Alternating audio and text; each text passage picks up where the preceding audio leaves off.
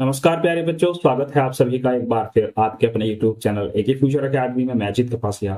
प्यारे बच्चों, आज की इस वीडियो में हम विलोम शब्द या विपरीतार्थी शब्दों के बारे में जानेंगे कि विलोम शब्द किसे कहते हैं। और ये कॉम्पिटिटिव एग्जाम्स के पर्सपेक्टिव से बहुत ज्यादा इंपॉर्टेंट टॉपिक है। हमेशा कॉम्पिटिटिव एग्जाम्स में आपको इनमें से क्वेश्चन देखने को मिलते हैं, चाहे वो किसी भी प्रकार का कॉम्पिटिटिव एग्जाम हो। चलिए शुरू करते हैं। सबसे पहले हम जानते हैं कि विलोम शब्द का क्या मीनिंग होता है। तो विलोम शब्द का मीनिंग होता है कि किसी भी शब्द का उल्टा। ठीक है, यानी कि विलोम का मतलब क्या होता है? उल्टा। तो यहां पर कुछ इंपॉर्टेंट शब्द लिए हैं आपको समझाने के लिए। कुछ शब्द ऐसे होते हैं जिनका उल्टा आपको पहले से पता होता है, जिनका उल्टा आप अपने आप अंदाजे से भी या सेंस से भी लगा सकते हो। कुछ शब्द ऐसे होते हैं जिनका आप अंदाजा सेंस नहीं लगा सकते, क्योंकि उनका जो विपरीतार्थी होता है वो बिल्कुल अलग होता है। तो चलिए शुरू करते हैं। सबसे पहले एक वर्ड दिया हुआ है गरिमा। गरिमा वर्ड का जो विपरीतार्थी होता है वो होता है लाघिमा। सूक्ष्म शब्द का विपरीतार्थी होता है स्थूल। और भौतिकवादी शब्द का जो विपरीतार्थी होता है वो होता है आत्मवादी। यथार्थ का होता है कल्पना। मधुर का होता है कटु। मधुर का मतलब होता है मीठा और कटु का मतलब होता है कड़वा। संधि का विपरीतार्थी होता है विग्रह। मुख्य का विपरीतार्थी होता है गौण। न्यून का होता है अधिक। निजी का होता है सार्वजनिक। वैकल्पिक का मीनिंग होता है, वैकल्पिक का विपरीतार्थी होता है अनिवार्य। मौलिक का होता है अनुदित। समास का विपरीतार्थी होता है व्यास। और सृष्टि का विपरीतार्थी होता है प्रलय। दक्षिण का होता है वाम। कई बार ऐसा भी आ जाता है, ये इसको बोल देता है कि दाएं, और दाएं का जब आप विपरीतार्थी बताओगे तो वो बताओगे आप बाएं। ठीक है, तो दक्षिण बोले तो वामा और दाएं बोले तो बाएं। एकाधिकार का विपरीतार्थी होता है सर्वाधिकार।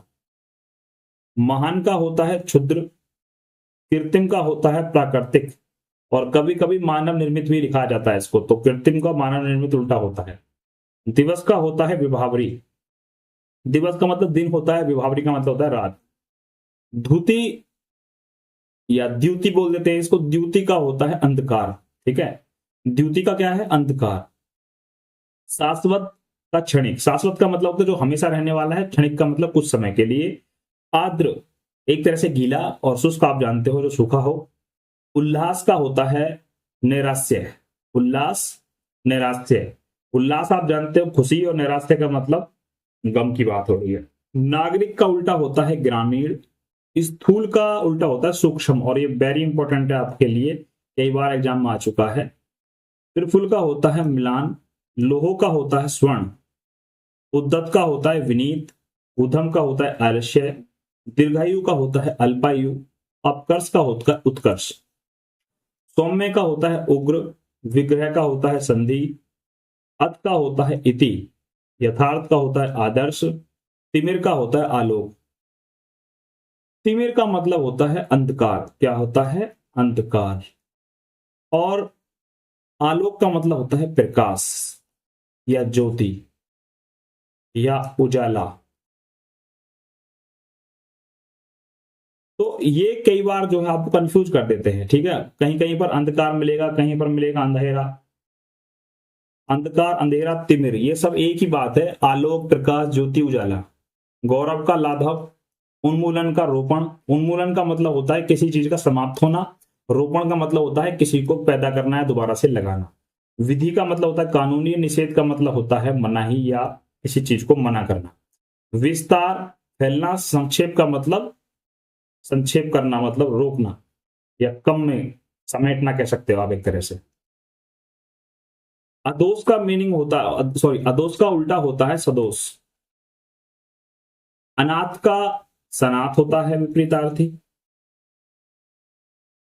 अंत का होता है आदि। अनुदातन का उल्टा होता है पुरातन। अर्थी का होता है प्रार्थी। आधुनिक का होता है प्राचीन। अग्नि का होता है जल।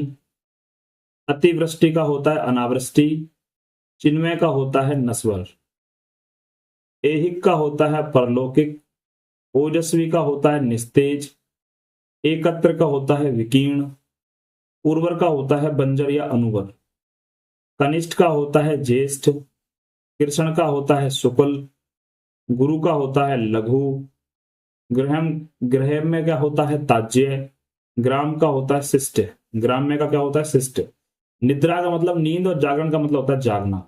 वस्त का होता है निर्माण, मधु मीठे का होता है कटु कड़वा, लोभ का होता है क्षणिक, सुधा का होता है हलाहल, अर्पण का होता है ग्रहण, विनीत का होता है धृष्ट, यथार्थ का होता है कल्पित, प्राचीन का होता है अर्वाचीन और तिमिर का होता है ज्योति। अभी मैंने आपको बताया था कि तिमिर का मतलब होता है अंधेरा, ज्योति का मतलब प्रकाश।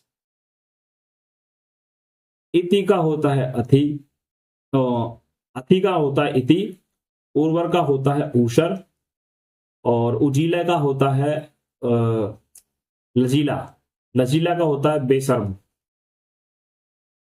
यानी किसी से शर्म करने वाला या शर्माने वाली जो होती है उसे लजीला बोलते हैं। और बेशर्म जो किसी की शर्म नहीं करता है। राजा का होता है रंक, इसको कभी कभी फकीर भी आ जाता है। क्या कहा जाता है कभी कभी? कभी कभी इसका हो जाता है फकीर। ठीक है।